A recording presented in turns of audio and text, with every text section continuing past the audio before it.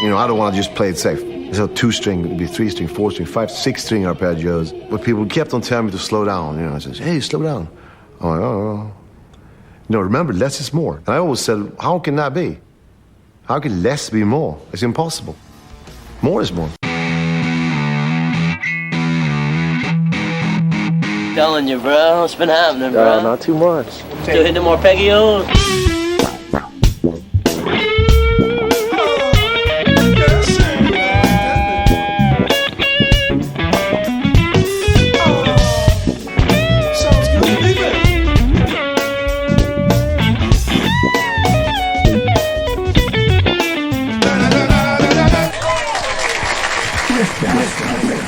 Riff Raff.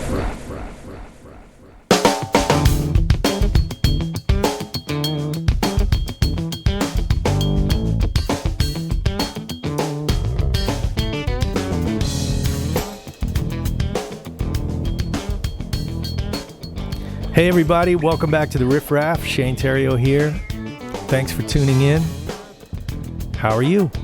I am doing great. Thank you for asking. Good morning, good afternoon, good evening, wherever in the world you may be listening to this from. First, some quick business. It's been a while since I've done these. I just haven't had time. I'm getting back to the swing of it now, so hopefully they'll be more regular for you. Also, I sent out a blurb last week. Basically what happened is I had to switch servers. So I'm in danger of losing my whole subscriber base by doing that. So what I need you to do is just go to, if you listen to it on iTunes or Stitcher or Podbay, just click unsubscribe and then immediately resubscribe, and it refreshes the RSS feed, and then I have you as a listener once again. Also, I'm just going to throw this out there real quick. I will be out on tour all summer with Daryl Hall and John Oates. Squeeze is going to open up the tour. It should be fun. We're going to be hitting a lot of major cities, arenas, and amphitheaters.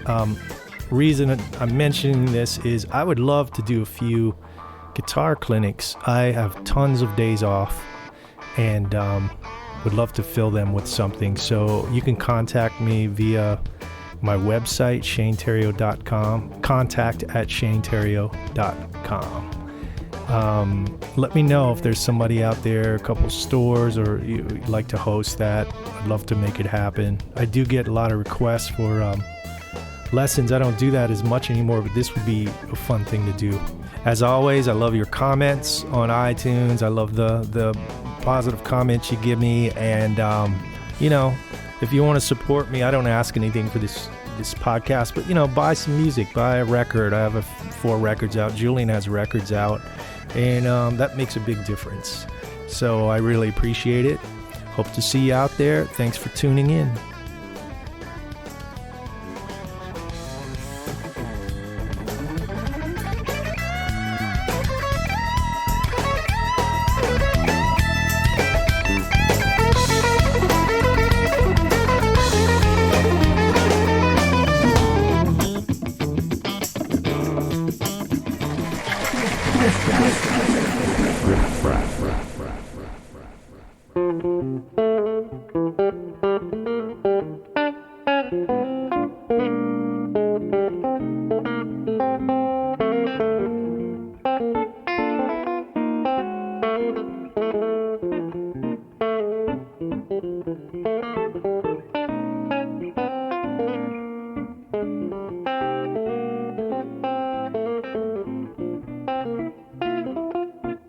My guest today is Julian Coryell.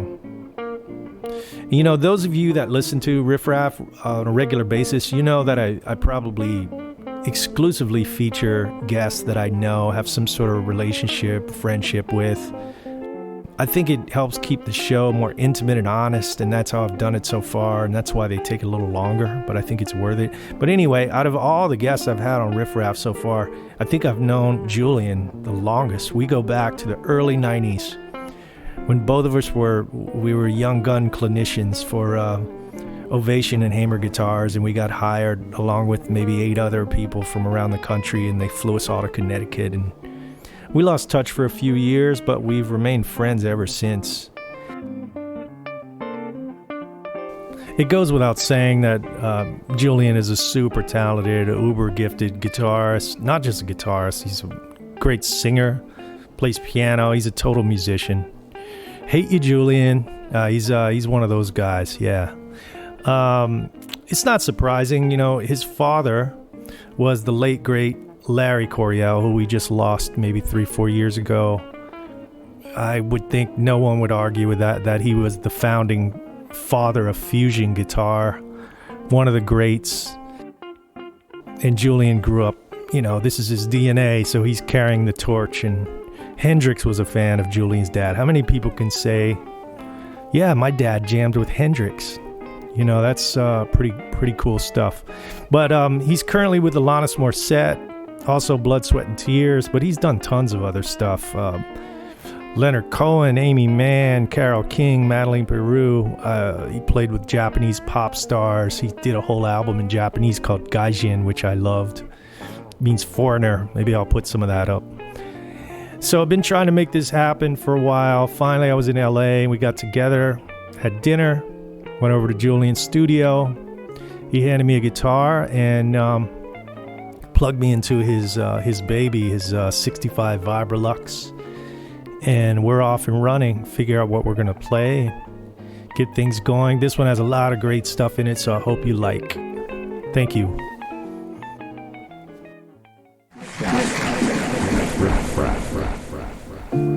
What tempo? Oh, that. Yeah, it's like a slow thing.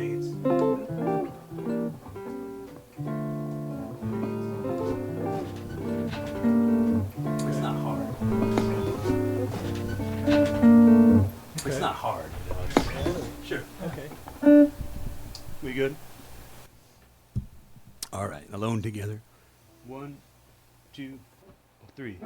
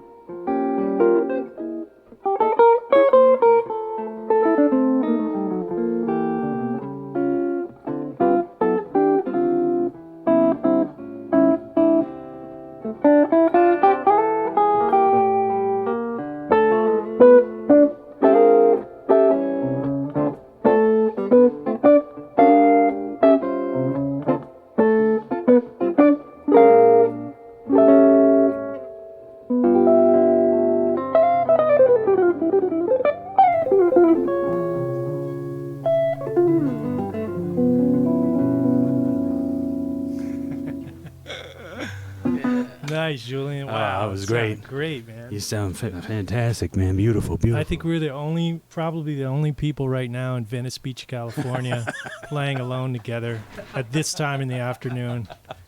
I think you may be right. It's as massive a city as LA is. I'm pretty confident of that. And man, let me make sure this is running.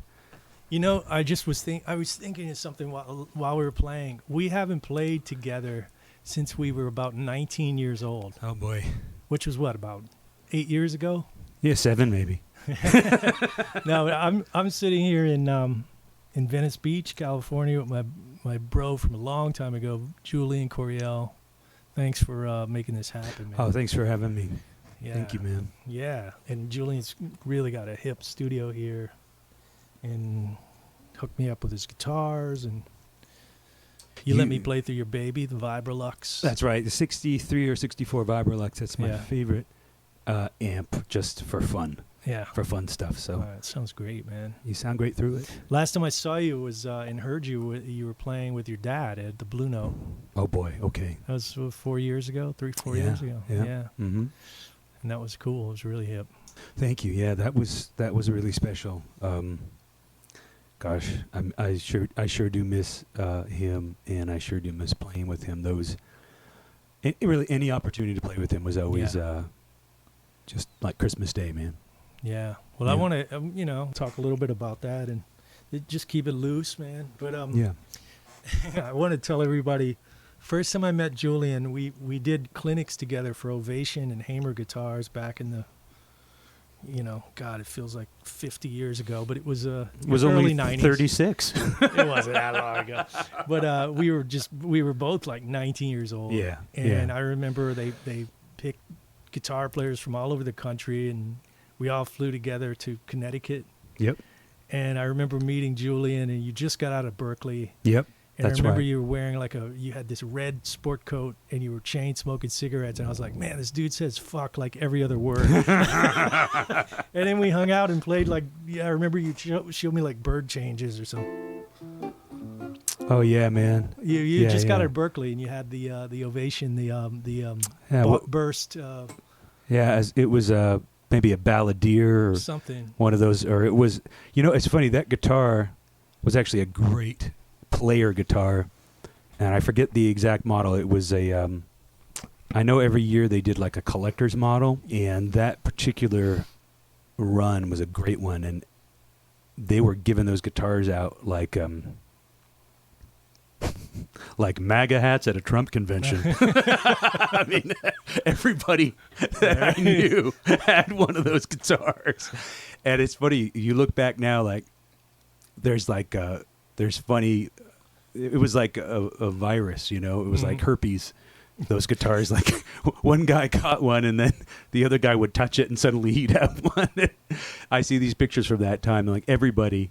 But that particular model, like the neck was so good for players, like that was the thing that those guitars excelled at, right? They felt like electric necks, right? Yeah. And the electronics at the time were really solid, right? I mean, today they sound a little bit brittle, but back then that was like state of the art. Yeah. But there's funny pictures that'll pop up even now on social media. I'll see one with like Borelli Legren is playing one of those, and Vic Juris is with him.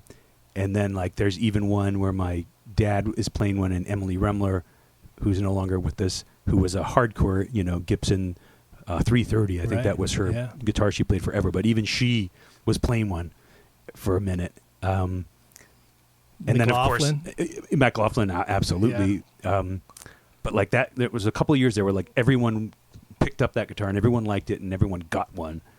And that was the guitar that I was playing. And I remember even some of the shredder guys at that meeting where you and I met, who didn't even play acoustic, they picked up my guitar and they're like, hey man, can I just use this on the gig? Because this feels like my electric, right?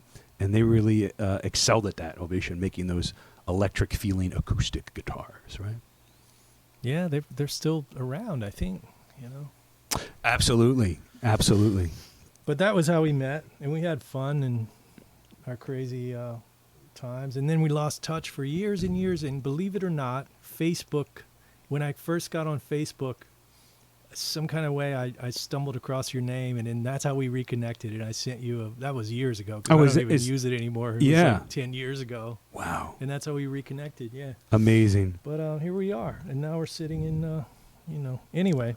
Thank you. I'm glad we could get together. Ditto to you. It's always it's a funny thing. I think all musicians are insecure, not the least of which are guitar players, right? Yeah. And I'm just so glad that we've lived long enough, at least for me, when I play, and especially when I play with another guitarist, it doesn't matter if I know them or not, but if I know them and I respect them like I do you, my default is, I'm really excited to know this person and I want to have a beautiful musical experience with them. And at the time that you and I met, my mindset was probably something like, I have to play faster than everybody to feel okay about myself, right? Yeah, that's normal when you're young. That and how can I get beer later? Who's going to buy me beer? That's right.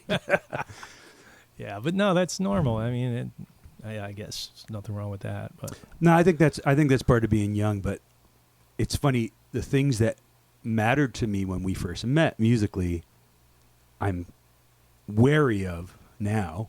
Overplaying and not listening, for example, right? Like when I was a young guy, I didn't listen very well to others, and I overplayed. And so today, those things I'm not as interested in, and the things that never would have been interesting to me back then, which is like, what does this other person have to say? And I get to learn from them and enjoy them. That's I'm drawn to that now, but it took all those years, right, to get there. Yeah, I guess that's normal, man. Well, what was it like? Like your dad, Larry Coryell, was one of the most famous jazz. He was a pioneer of fusion. I mean, everybody knows that. And what was it like growing up? I remember asking you about this years ago, and you said, my dad doesn't have to practice. It just, I think you told me that it just comes naturally. But what was it like when growing up, playing guitar? I mean, you were around.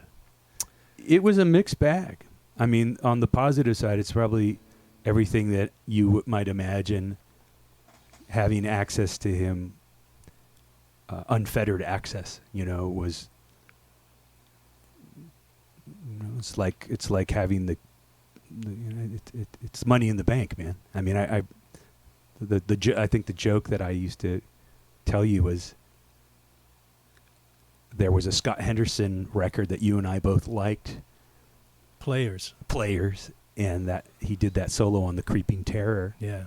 And I just, this is before the internet. This is before Pro Tools or any sort of technology that could really help you slow down records. We had tape machines that slowed things down, but those were expensive, and you had to order them out of the back of magazines. And I never got one of those. I just used to use vinyl records or just a tape player and just stop and rewind. That's how I learned most of my stuff. But I couldn't cop this one solo from Scott. It was too hard. And I just talked to my dad about it, and he said, "Well, let's just call Scott and ask him." Yeah. and he did. And Scott picked up the phone on the other end and was super gracious. And it's like, "Oh yeah, I'll show you how I did it. In fact, send your son out to LA. I'll give him a lesson while we're at it." And he did. Wow. I mean, like, he just was super sweet. So in that way, I really felt like an ultra privileged kid, right? And the people I knew, I thought everybody was like that. I knew the family friends, John McLaughlin and Al DiMeola and John Schofield, and the list just goes on and on. I thought every guitar player was that good, because those were the guitar players I knew. And it wasn't until much later that I realized like that was the best of the best. Yeah. So in that way, I was very blessed. But the flip side of that was my pop was pretty hard on me when I wanted to be a player. He had very high standards, not surprisingly. And so, that edge cuts both ways, But if I had to do it all over again, I wouldn't change it, because the things I got to experience, I realized were some of the greatest moments of my life. Just hanging around geniuses. Yeah. And of course, getting to play with him for years and years and years. It's special. Yeah. Was beyond special. In fact, it's one of the reasons I don't actually play jazz much now, because the experiences I have playing jazz now aren't usually as fulfilling. Yeah. Because on top of the musical stuff, it was really how we hung out. The way that, like, I'll take my kids swimming and we'll swim in the pool, or we'll play hide and seek. My dad didn't do those things with me. He didn't really know how to express affection in those ways. But whenever we played, I really felt his love for me. And so it's so much more than just playing tunes. It's like, this is how I get a hug from my dad is, playing Stella or whatever, It means a lot. I was glad to see you at Blue Note that night. I could tell it was special, Yeah. And those guys were all heroes. You had Alphonse Mouzon, who's no longer with us as well. And I think probably John Lee was playing bass that night. These were guys I grew up. Randy Brecker, my goodness, right? Dad, that was what was it?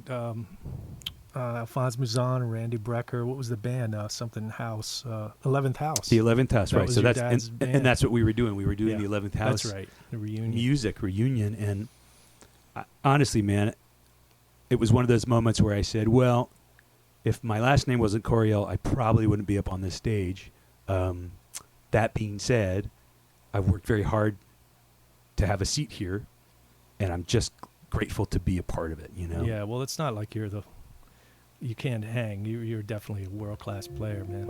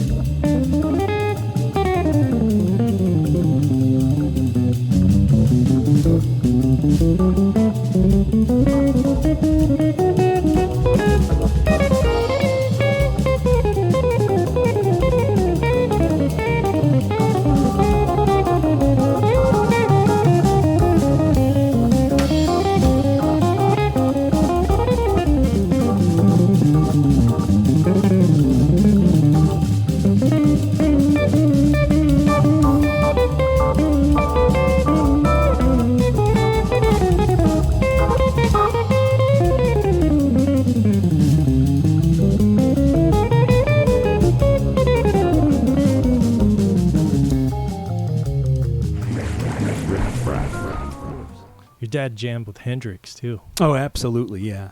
That for sure I know happened. Yeah. I even have pictures of that. Wow. And I think maybe it was RU Experience. It was one of those records. Jimmy asked my dad to play on it, and my dad was there at Electric Ladyland. And he said, you know, man, you got it covered. You don't need me. But he was invited to play on one of those records. But they were buddies. Yeah. You know, and Greenwich Jimmy would Village scene. that old Greenwich Village scene, and Jimmy would actually, when they would jam, sometimes Jimmy would just play bass because it was more fun for him. You know, he didn't have to be the fireball that he was. He could just play and back somebody else up that he respected. And right. And I know Jimmy loved jazz, and my mom was also, you know, again, very tight with Jimmy. And whenever I would ask her about Jimmy, she just would say the same thing, which was like he was a really spiritual person, which is an odd thing for someone to say when you're asking about a musical genius, right? Yeah. You would expect her to say, well, you know, he was practicing all the time, or he was listening to, you know, Dvorak or something. But no, it's like her standard answer every time I asked was, well, he was just a really spiritual guy, which I think explains why his music has continued to resonate with so many people. Even if you're not religious or spiritual, the idea that somebody is looking at life through that lens of something greater or bigger than themselves, I think that you can feel that in their art. Mm-hmm. Totally agree. Yeah. There's so much more out there, but I can't help but care. This pain is pretty fair. I'd say we're done, but I'm not ready yet.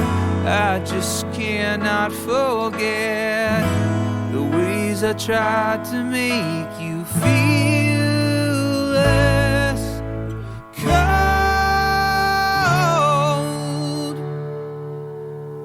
So I will go, but Tomoko, I tried.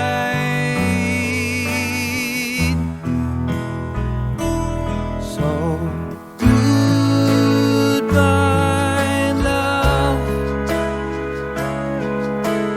It's been nice. I'll miss your light. Anyway, you know, we've crossed paths a little bit. Like we were both doing Madeline Peru's gig for a while. That's right. It's like it's weird. We were just talking when you were setting up how things just come full circle, you know. But that was great. Yeah. I love that. Yeah. How small the community is. Yeah. And I always knew, like you were always one of those guys. It's like you worry about some people because you just don't know what life's going to throw at them. But I've never worried about you because you're so talented and you're such a smart individual. You know, you have to be intelligent to survive in the music business, in any business. And the music business is no different. But you're so gifted musically, and you're also such an intelligent guy. Oh man. I never worried about you. I was always like, wow, I get to see what cool thing you're doing next. Well, likewise. I mean, we're still at it. Sure. But there are guys like who I've known over the years, and I think, oh my God, what a genius, but just a disaster of a person, and I just hope that they live to see tomorrow. Right. You know? Right, exactly.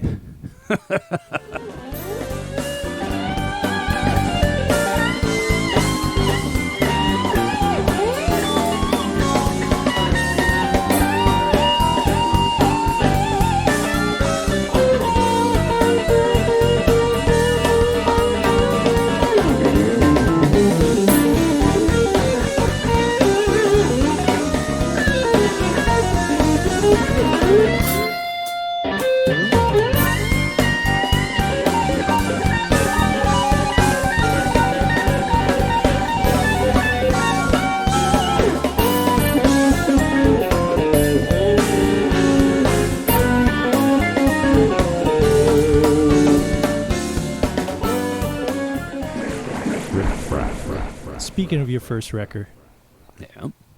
tell me about your first record. I think it was I remember you played me something once, and you had Michael Brecker on it. You had like some cats on it besides. Well, you know what's funny?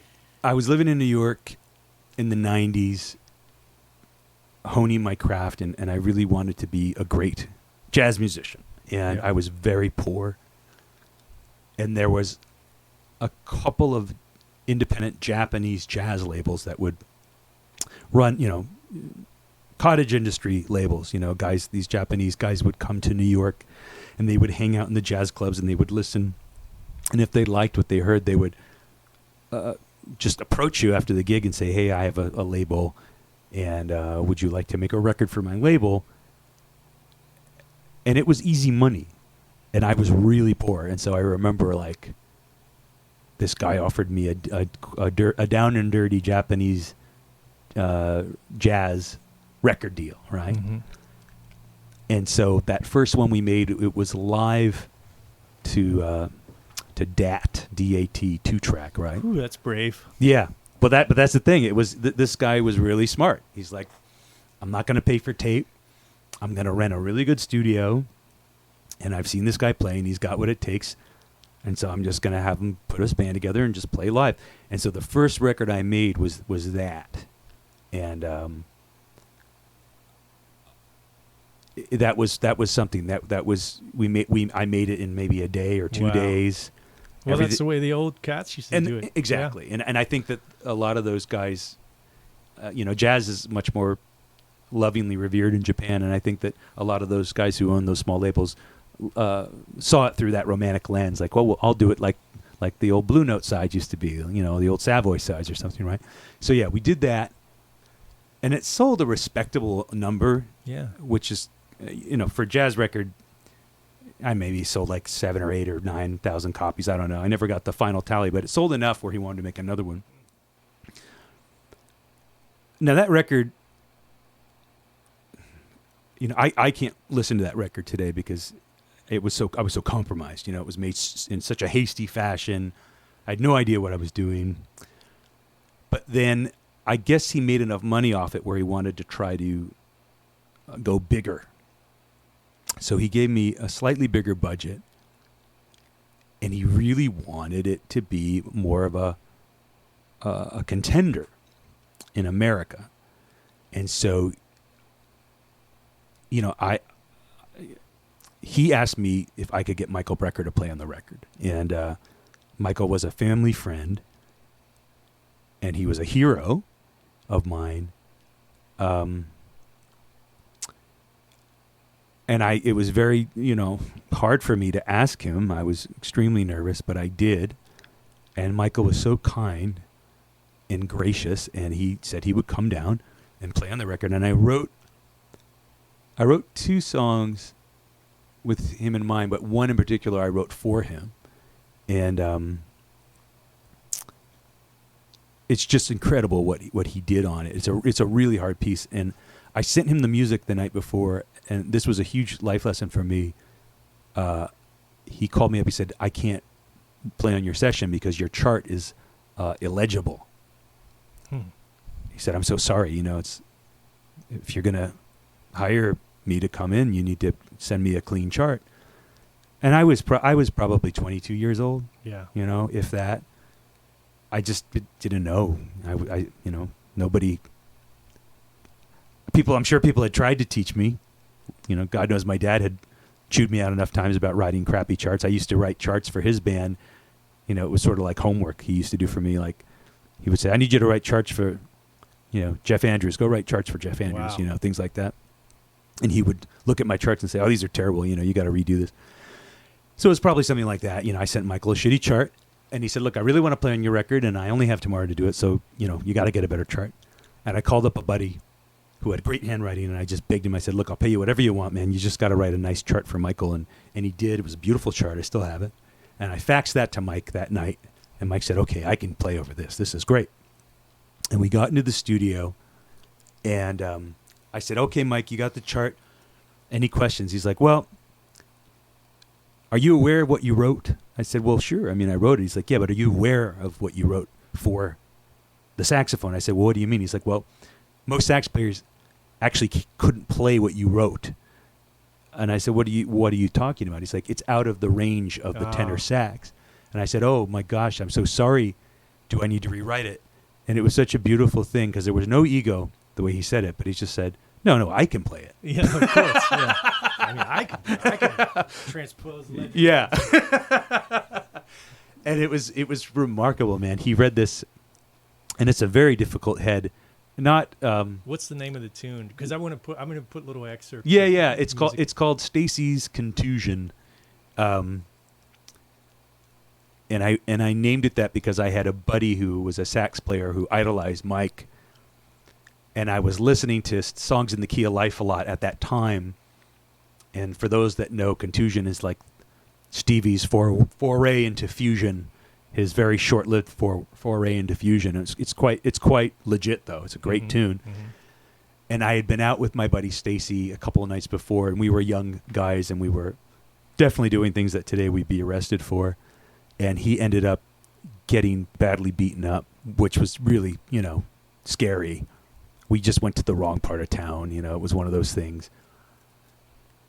And I remember we went back to my place, and we had to kind of clean him up. It was one of those deals, and he had gotten a pretty bad contusion, and I just felt so bad for him.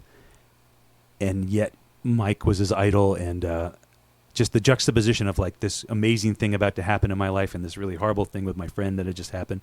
And I said, okay, well, I'll just call this song Stacy's Contusion. And not Song for Stacy. Not Song for Stacy. Or my buddy Stacy. Or Stacy's Blues. Yeah, I should have. Contusion. I should have. This is why I don't put out records anymore, Shane. Know it. Lady, I wrote it. But Michael came in and he played the hell out of it. And he did like 3 solos, 3 takes.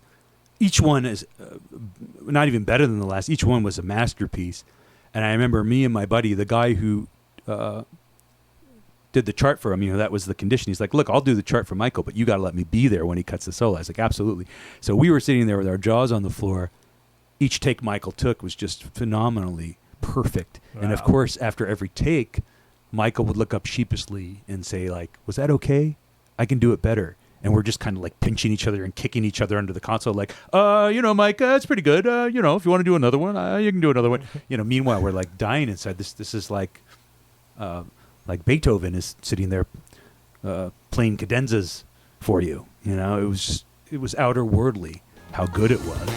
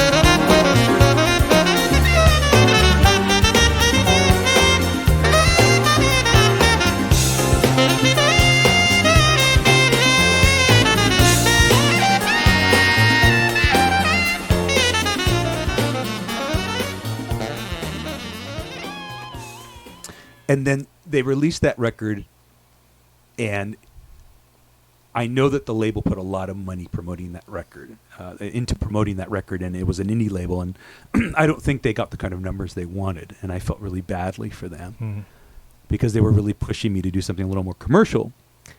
Now, I had a manager at the time who was a pretty nutty guy, but he was very ambitious and kind of along the lines of those people who feel entitled to exist in show business, and they feel that there's nothing wrong with getting in someone's face and saying, you need to listen to this, you need to check this out.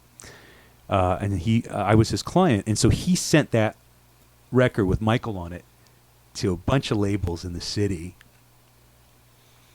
And I got a bunch of labels wanted to sign me as a jazz guitarist. Now the problem is that at that time we were kind of at the height of smooth jazz. And so I ended up signing to a label that shall remain nameless. And I remember they brought me in, and they said, look, we really want to sign you, and we're listening to your Japanese jazz record here that we got a hold of, and some of it kind of sounds like Scofield, and some of it kind of sounds like Mike Stern, and some of it kind of sounds like Scott Henderson, and those were all my influences at the time. I had many more than that, but those were the ones that I was wearing on my sleeve. Yeah. I know. And then I remember the president of the label said, but there's a couple of songs in here that really sound like that kind of middle-of-the-road Matheny stuff that's real hot right now. And what do you think about doing a whole record like that? And I'll tell you, Shane, if I could go back and do it all over, I would have said, not my thing, have a good day. But I was so poor. I mean, really, I was really poor. Mm-hmm. And I was probably making about, honestly, maybe $10 a night on the low end, maybe 50, 60 on the high end, playing jazz. Like I was really, really poor. I don't know what else to say. And they were offering me a what to me seemed like a highly lucrative record deal if I played ball, so to speak. Yeah. And so I made a record for those guys. And my secret plan was to make a really hip smooth jazz record. And I remember I brought in like Greg Osby, and I brought in Bob Mintzer and Billy Hart. Like I really brought in like guys I respected who I thought would tip the scale in the right direction. But in the end, the people that worked for the label just kept turning down all the hip stuff, and they just kept pushing, more drum loops, and you're playing too many notes. More octaves. Yeah, it was. I remember doing one solo in the studio. I was so proud of it, and the A&R guy was like, "Yeah, but can you just play less? If you just play less, I think we can get this on the radio." And it's a very cliche story. And so I ended up releasing this extremely compromised record, which I would never allow to happen today. But I was a super young guy, maybe 23 years old.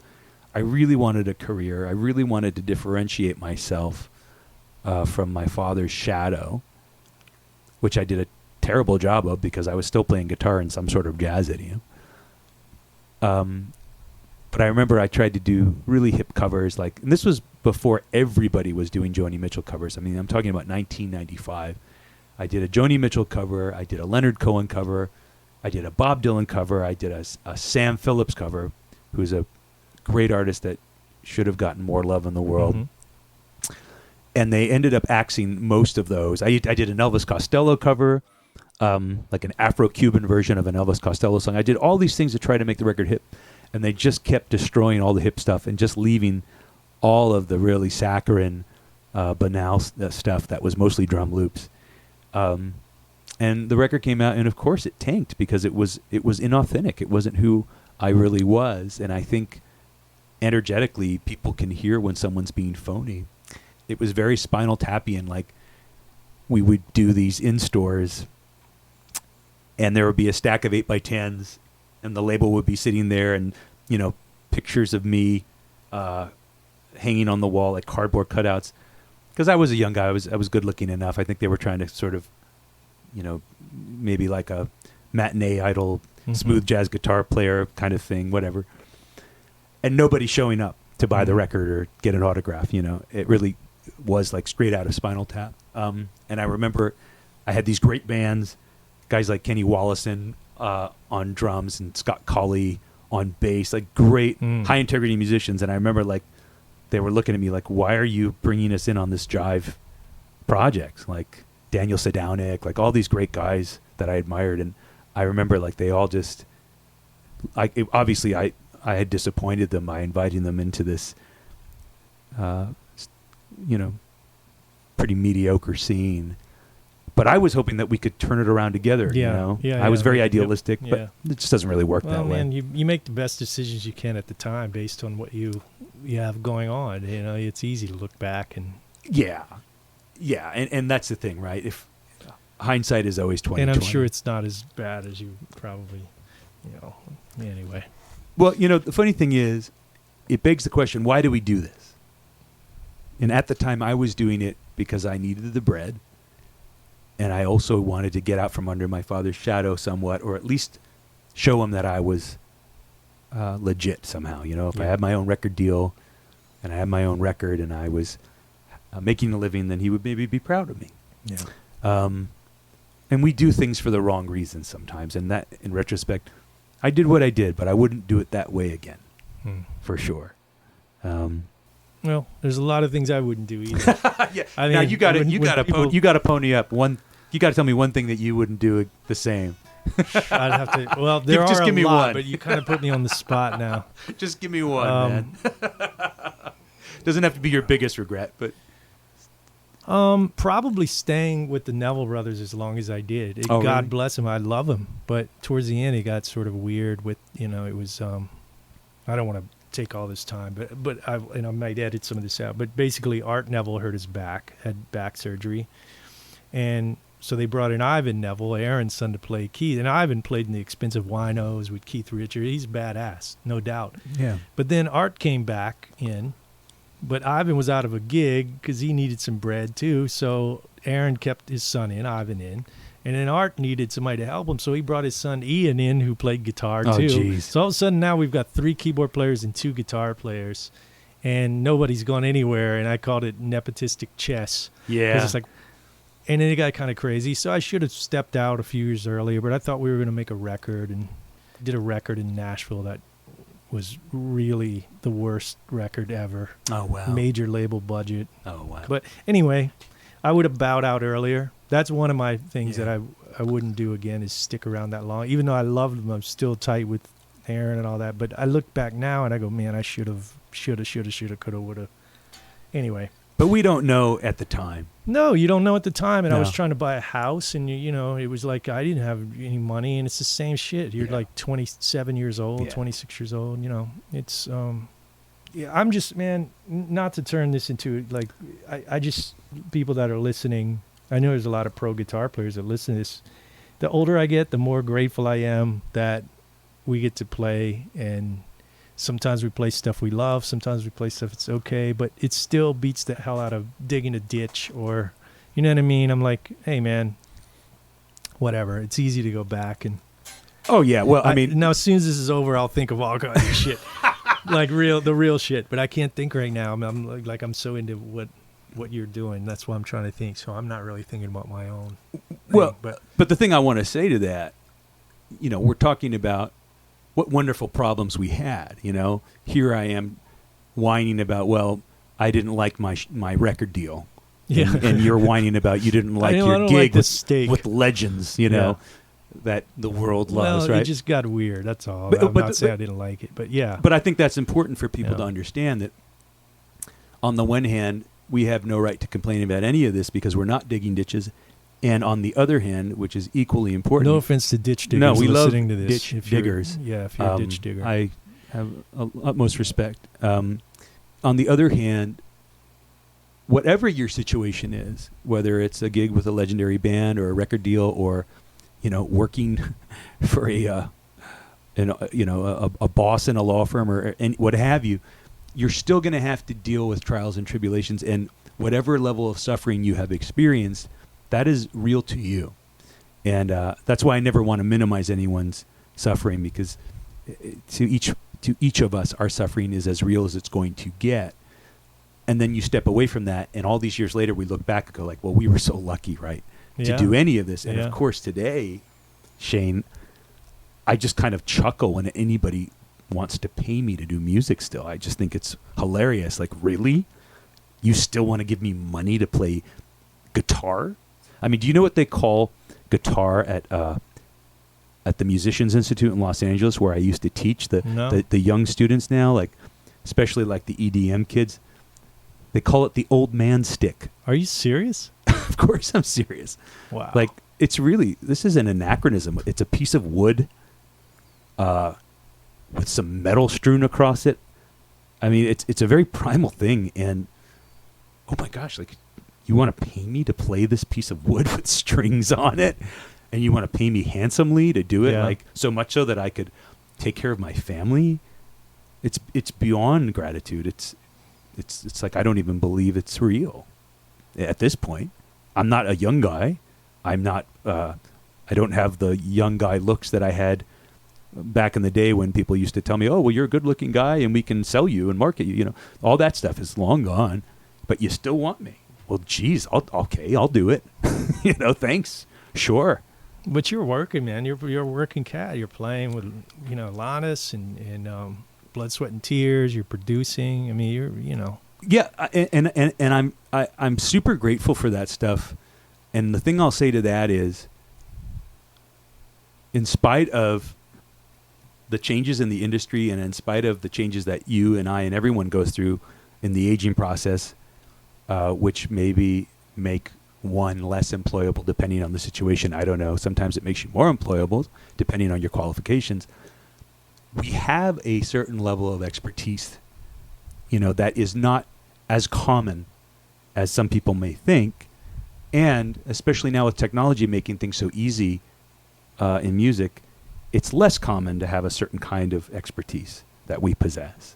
And it is valued. And I find that people will still, they'll still pay you a fair living wage if you have those skills, as long as you're not an asshole. That's sort of the critical addendum. Yeah. Right? Because we all know genius musicians that are they're just awful people. Right. And those people are unemployable. Yeah. Like for whatever it is I do with Alanis or Blood, Sweat, and Tears, if I was a difficult individual, I would not have those gigs for more than one show. Yeah. Because that divaism, any of that sort of the world revolves around me and my talent belief doesn't fly in that kind of professional setting. It just doesn't. And I think that's something that is hard to learn in the beginning, Mm-hmm. And I think it's taken me a lot of years to really understand that ultimately we're in a service position. Yeah, especially being on a tour bus, or it's more about it's a given you can play if you're there, Yeah. but nobody wants to hang around an asshole. And if you're in a lot of compromised positions sometimes on a bus or a plane, or you're tired or whatever, and nobody wants to be with somebody that's the downer all the time. So, yeah, that's a good lesson. It's about the hang a lot too. And 90% of it's the hang. And it's funny, like some of our heroes who have, dared cross into the more popular music world and have only kept those gigs for maybe a tour at the most, or even less. On some level, if you know them, that it partially has to do with their inability to play nice, so to speak. And I respect that on a certain level. It's like, yeah, man, you got to be true to yourself. And at the same time, if you don't need that gig, you shouldn't be doing it anyways. Yeah, let somebody else do it. Yeah. Exactly. Let somebody else do it. I mean, trust me, Shane, if I had a good, vigorous career as a solo artist, I'd be doing it right now. I'd be stepping on stage to play one of my songs for people. But my career didn't, as much as I wanted it to, it just didn't go that way. Mm-hmm. And so I've ended up making a fine living being of service to others, which I love the security. My kids eat and they go to school, and I have a roof over my head, and they do too, and all that. But of course, if you are an artistic kind of person, and if you have any sort of leadership architecture inside you, it's a sacrifice to help others realize their dreams. Voice in your, yeah, and you know as well as anyone, you're similar, and yet you're also excellent at getting along with people, which is crucial. It's just crucial if you want to survive in this business. Yeah. It's as much a mind thing as it is playing. Riff Raff. Man, you played on this Mark Broussard record. Mark Broussard's a great Louisiana singer. I worked with him on and off, and there was one solo. I did a fill-in thing for Mark once and had the tunes, and I didn't have that much time, and I'd shedded them really fast. And there was one tune, and I was like, damn, let me hear that solo again. What the hell is this?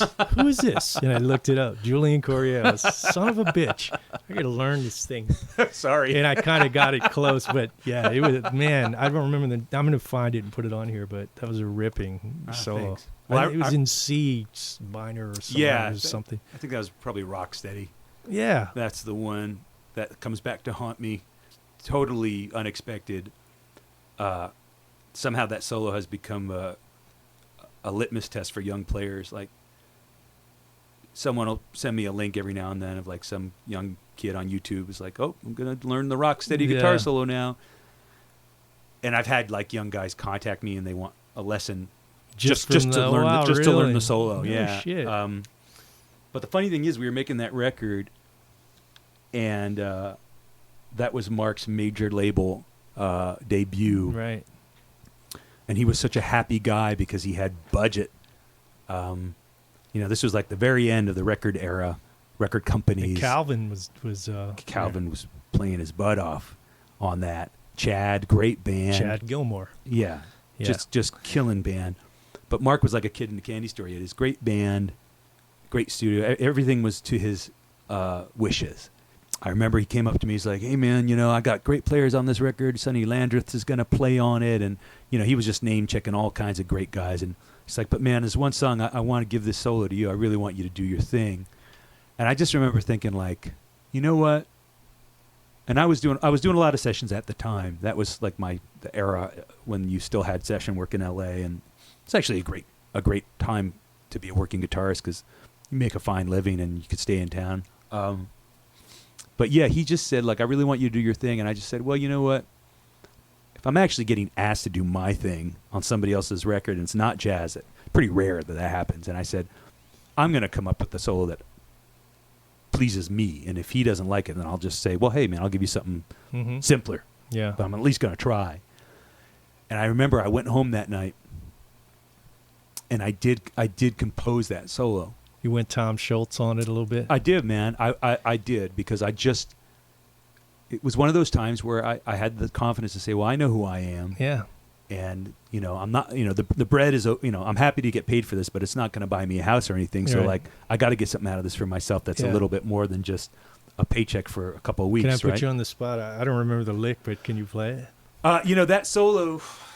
Not the whole thing. I remember there was a descending thing. Well, here's the thing. So what I put in that solo was a pattern that I've been working on for years and years and years, right?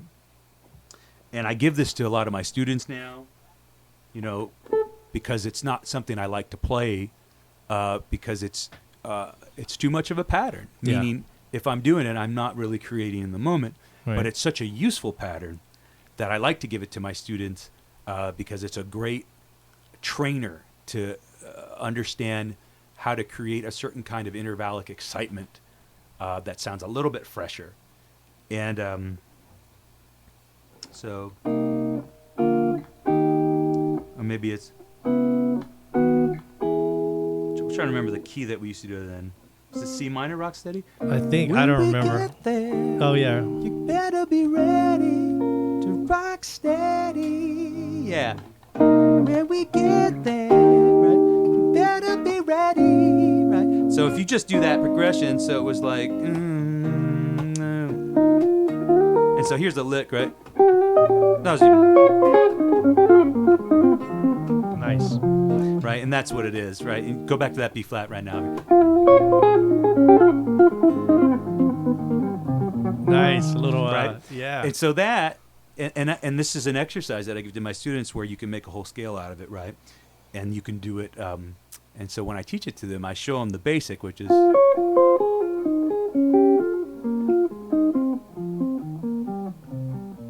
Right? And then you should also learn it ascending.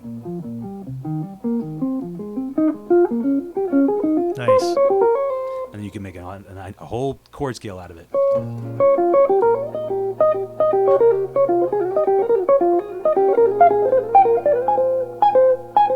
You know? Yeah. Right? You can do a whole thing with it. You can do all kinds of stuff. And like I said, I give it away now because I'm not precious about it. Because if I use it, I'm not at my best anyways, right? But I really wanted to throw something in there that was special and memorable.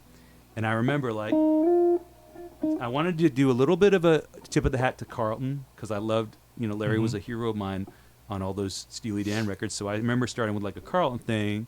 So if you play that progression, 1, 2, 3, 4, right? So that kind of Carlton thing, right? then this intervallic thing.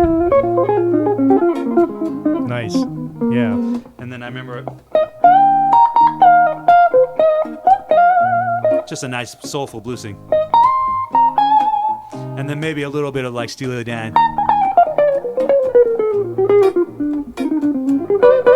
Now that's not exactly the solo. I'm just improvising now, but it was that kind of idea. And then I remember it's fun to play over. Actually, it's fun to play over, right? Yeah, it's just a nice. And I just remember there's lots of opportunities for nice pentatonic. You know, you can just George Benson the fuck out of it. You know, you can do all that kind of stuff.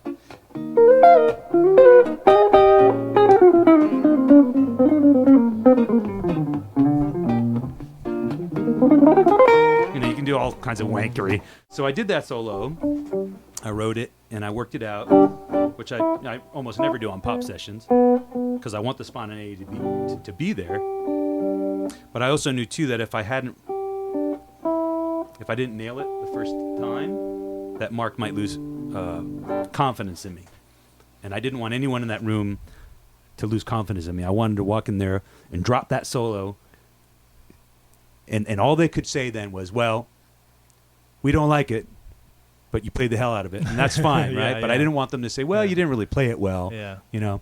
And so I did work it out, and I came in, and I remember it wasn't even my guitar. There was it was like a 58 Les Paul Black Beauty that belonged to Dave Jordan, who owned the studio. And Dave was a big producer with like Offspring and bands like that. And he had this ridiculous 58 Black Beauty Les Paul, which I had the opportunity to buy at one point but couldn't afford. A friend of mine ended up buying it who's a gear collector, and he still gives me crap about it. He's like, hey, I got that Rocksteady guitar. But anyways, so we plugged that guitar into like a real vintage Marshall, just the best, beautiful Marshall. And I just, you know, I dropped that solo as hard as I could with all the confidence I could muster. And I remember I looked up at Mark, and he was just grinning ear to ear. And I looked around the room at the producer, and I looked at the engineer, and I was just checking everybody's eyes. I said, man, if there's one doubter in the room, it's not going to fly. But everybody was lit up. Good. And I said, all right, I took a risk, and it paid off. Yeah. And I remember the funny thing was the next day, the producer, I guess he was friends with John Mayer, and he played it for John. And John said, like, well, shoot, I guess the guitar solo is back. You know, something funny like that. I don't even know if that really happened, but that's what they told me. And over the years, I've had people, you know, continue to ask me about that solo. And really, it was just me taking a risk. But sorry you had to learn it. Yeah. It was like Michael Brecker. I mean, I could learn it, but it's difficult for other people. No. Well, you could play the hell out of it. And I just can't wait to take this party home.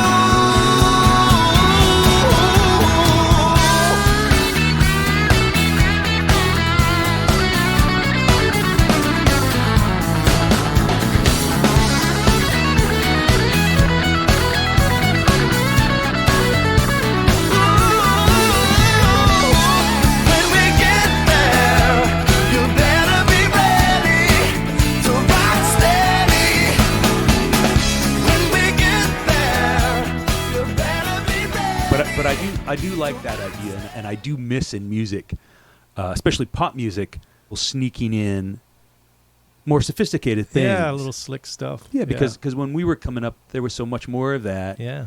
And I think it's a shame that young people today are getting a steady diet of what I consider to be mediocre harmonies. And right.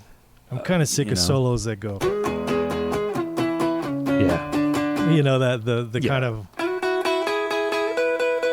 you know, the one string, which is cool, but it's like, man, you know, take a risk or something. Well, we're living in this dystopian time for popular music in a lot of ways, where it's like, who could have predicted that the most interesting thing that people can come up with in guitar solos now is like a neutered version of the Edge, essentially, and like harmonically like a recycled U2 progression Yeah. over and over. It's like all that stuff was great at the time because it was fresh It was and new. fresh and inventive. But Yeah, I Dweezil Zappa was a guest on here, and we talked, and I told him, I said, man, you did one of basically the dream interview of all time, because Dweezil's buddies with Eddie Van Halen, but he interviewed Eddie for Guitar Player magazine. I remember. Okay. I remember that. And there was interview. one where Dweezil said, part of the interview, he goes, what do you think about, now, it was the grunge era, and he goes, what do you think about the guitar solos, how they're out of fashion and this and that? And Eddie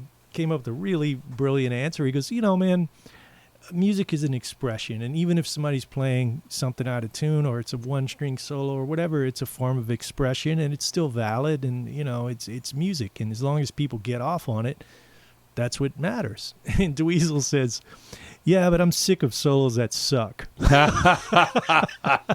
And not everything is a guitar solo, I understand, but yeah, you're right, man. Like, I don't know, I feel like we're dating ourselves almost now, but the people that listen to this are hip. They're like, yeah, man, I miss just a little something in there to twist the ear, Oh, yeah. I mean, but that's the thing, is that music is as much a cultural identifier as a hairstyle or clothes, and to some, certain kinds of music are going to be, a heavenly experience, just absolute bliss, and to others it's going to be garbage, right? Yeah. The only thing I'll say to that, the only caveat I'll add to those who might use that as their argument to why the stuff that we grew up with is maybe out of fashion, is that just intervallically, mathematically, harmonically, a case can be made in any age that the more thoughtful you are and the more imaginative you are, the greater the chance something beautiful will come out of it. I mean, I can still, I'll still sit around and I'll,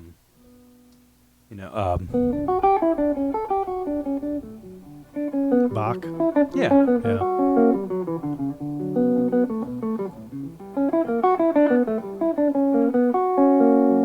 I don't care that that's 400 years old at this Yeah. point, right? It still sounds damn good to me. Yeah. And of course, you take like that kind of, which is straight out of Bach, and that's Eric Johnson. Yeah, the broken Pat Metheny. chords. Yeah. And then you slide it right into some sort of contemporary playing today, Mhm. and you take that kind of movement.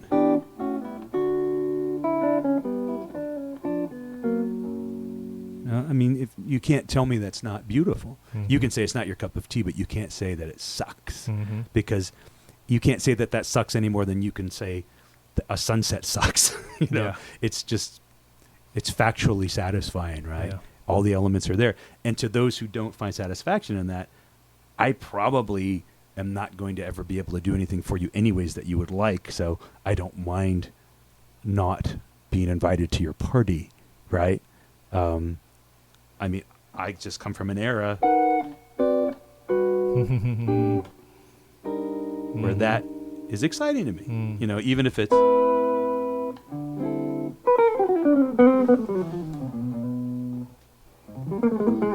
Let's see if I can remember that. Yeah.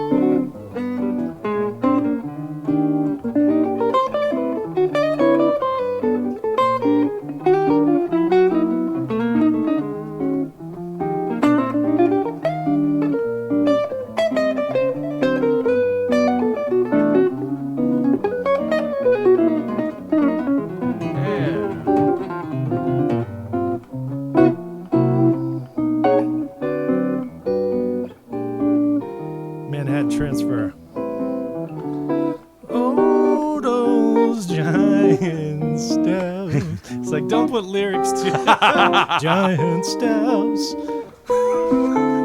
They're so big. They're so wide.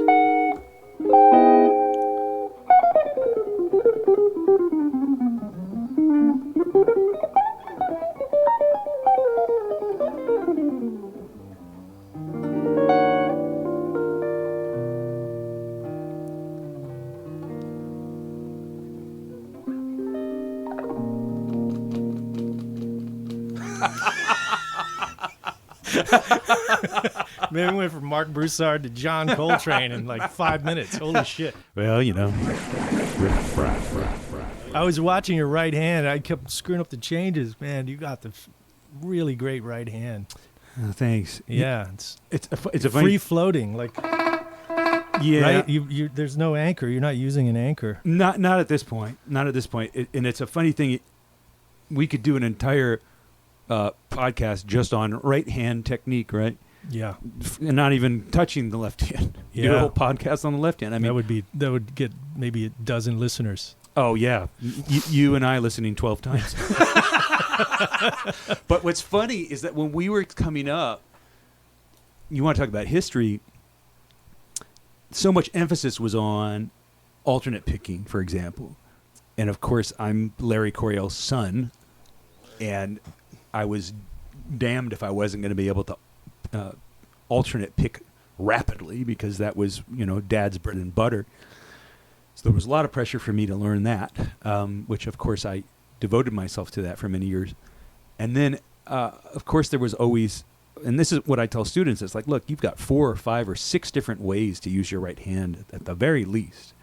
And I've spent my life exploring as many of those as possible, right? So you put the time in with alternate picking, and you put the time in with legato playing, which is so much about the left hand, and you put the time in with economy picking, which is kind of a weird mixture of both somehow, Right. and then you put the time in with sweep, Yeah. which is really a right hand thing, but the left hand has to cooperate a certain way, and then you put the time in with hybrid, which is, the pick and the fingers.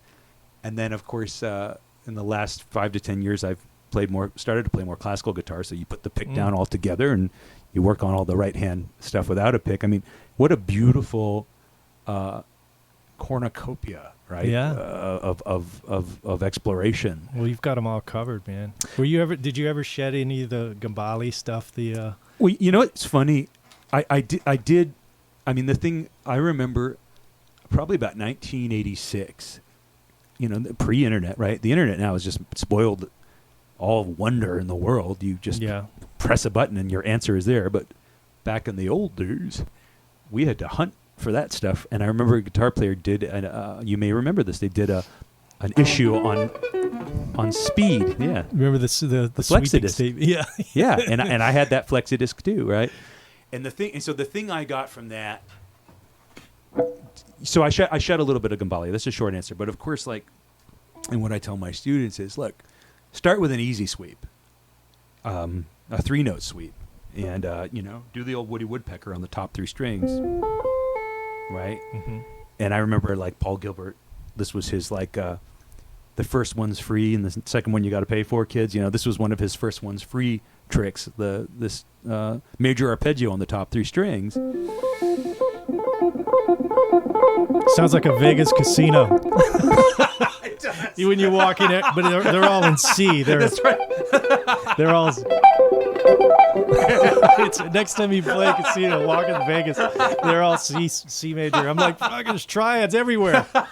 They're taking my money. Well, hey, I think it was Howard Roberts who said, "There's no money past the 5th fret on the guitar." So the triads are going to take all. They're going to make you the money. It's above the 5th fret and the upper structure triads that are going to lose you money at this point. So you start with those 3-note sweeps, and then you work your way up to those full. Yeah. Which we all did in the 80s. Yeah. But the thing that I tell my students too, it's like, man, Tal Farlow was doing that stuff in the 50s. Yeah. So it wasn't like Frank invented that by any means. You have all that stuff is that's old jazzers, man. And Yeah. You know, all that's Tal Farlow stuff. And Joe Pass and Oh yeah, all they those had guys serious were, chops. they were sweeping them. Howard Roberts had some friggin' ridiculous chops. Oh yeah, no, those guys were insane. Those guys were insane. But what you just did, that is, you know, that is bona fide '80s. Yeah, that's right there. That's Vinnie Moore kind of a. Yeah. You know. Yeah, like I think the first, like maybe Yngwie or Vinnie Moore. Yeah, one of those guys that did it. Even like Warren DeMartini used to do some of those great. Warren was more those kind of wide interval. And now you're getting into like a little bit of the George Lynch stuff too, like that they all went down that one road for about 4 years, where they did that sort of like extended pentatonic shaped sliding right thing that you were just doing. And they always had these long, skinny fingers, you know, these long pinkies, you know, these sort of Paganini-esque pinkies, right, to do that kind of stuff. And those guys were incredible. Oh, yeah. Yeah, Warren. You know? Was, yeah. I can't do it anymore, but I used to. You know, you do all these. If I won't go, I could do it. But, yeah, that's all those. But Frank, you know, economy picking. Yeah, well, that. Is that economy picking? Why do they call it economy? That's right. It's not first class picking. No, it's economy picking. It's economy picking. I guess I was more economy plus, economy comfort. That's right. I mean, the economy stuff is great though. I use all 4 or 5 of those techniques. You know, the economy stuff is great. Yeah. I couldn't do that if I were alternate picking. It would end up having to be more something like, you know, and that's that stuff from the 70s that my dad and McLaughlin and Demiola were doing. Yeah, where that's just, hard, man. To play it's so those brutal. patterns. It's so brutal. I mean, we used to sit around, and then of course you mute it,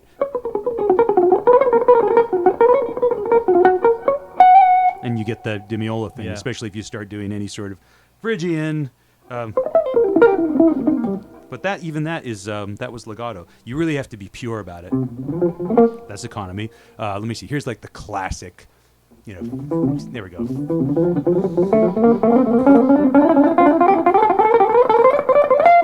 Where it's just it really just you're blowing out your wrists. And I remember Al used to say, like, he used to frown upon the guys who didn't pick every note because it's a different form of expression. I love it all, you know. I love it all. I think it's all useful. But whichever one you favor, that gives you your identity in a way. Yeah, right? well, it's more of a bebop thing. Pick every note, but you know, Mike Stern he'd tell me all the time. He goes, "Man, I can't slur. No, I always wanted to slur, and I never do it. I just pick every note." But Matheny never does, and Sko never does. No, and that's so funny, right? Like Stern's thing, yeah, very much, you know, like, you know, Pat Martino kind of thing. Yeah.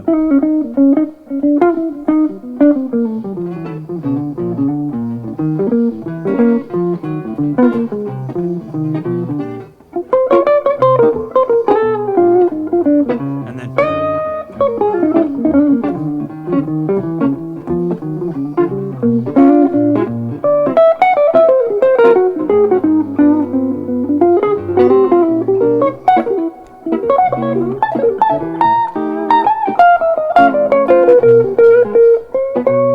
yeah.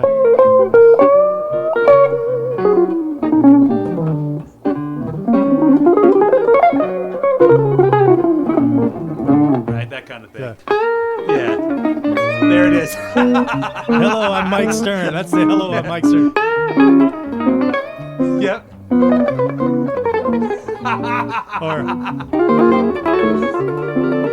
But that's actually Les Paul. That comes from Les. Really? Absolutely. And that's the thing, man, is that was Les's thing. You know, this sort of Oh, that was the whole tone. yeah. And Danny Gatton was one of my heroes too, you know. And that's really hard to do, right? And that's where Mike kind of just changed it to. Yeah. But that's straight Really? Les Paul. That's No straight shit. Les Paul. I never knew Absolutely. that. Yeah, that's McCoy. yeah. But then and of course you have Pat's thing, which is much, you know,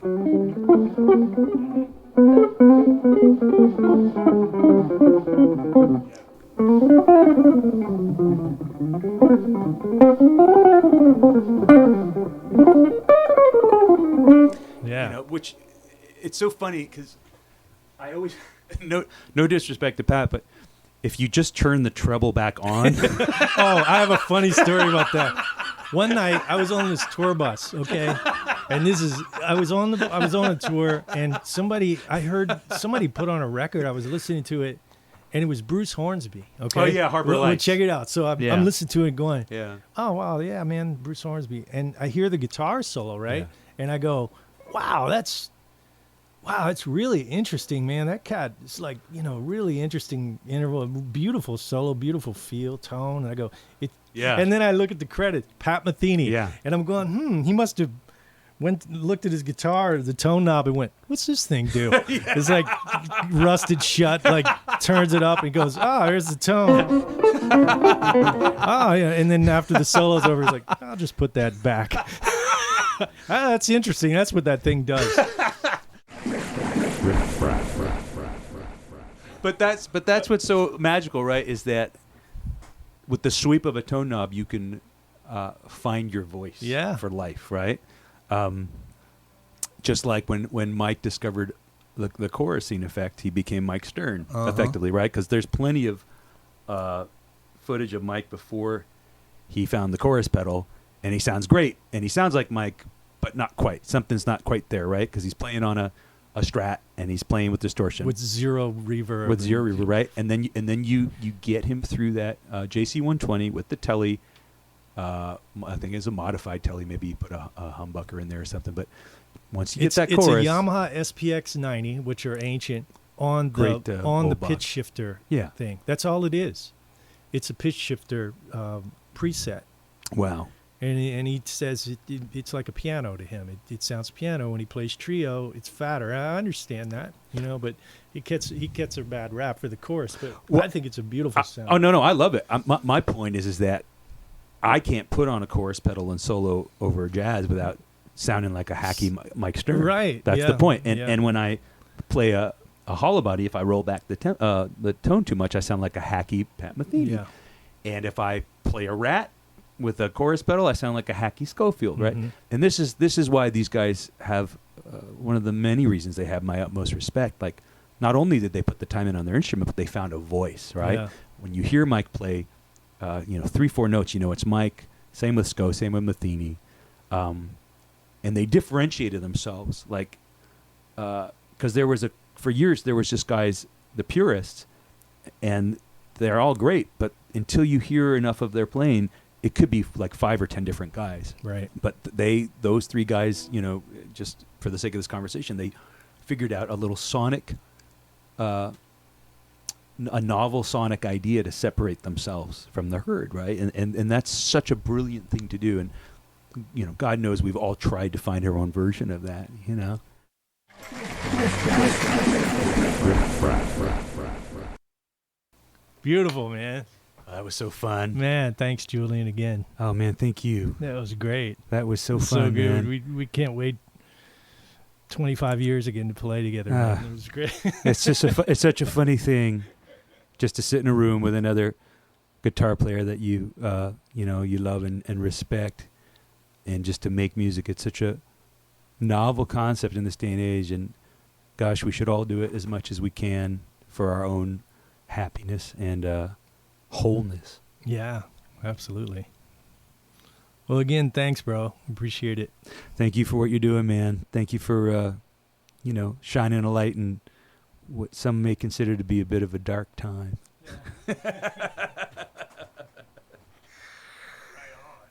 Yeah, it was fun, man.